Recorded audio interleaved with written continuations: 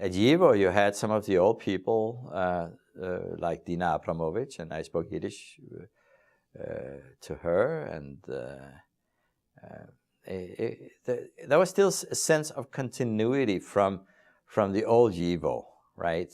Pre-war, something pre-war that still continued at that time. Still, there was just some traces of that left. And some of my professors at Columbia, they also taught classes at YIVO. And YIVO was located on 86th Street.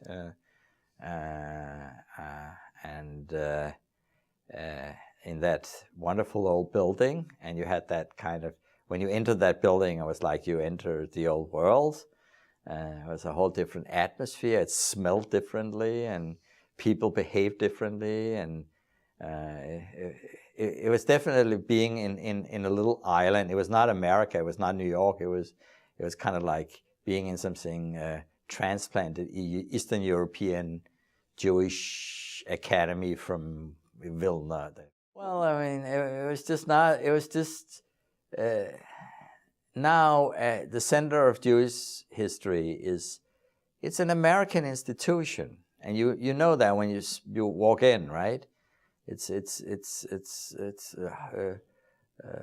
what do you call it?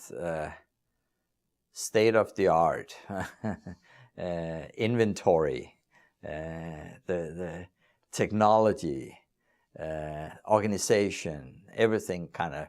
It's an American institution, and that's great, and that's how it should be. At that time, YIVO was not an American institution. It was an Eastern European. It was a Yiddish institution. And you had people sitting, you know, the person who took incoming calls downstairs, and you chatted with him or her, and there was always a Laban, you know, people running up and down the stairs, and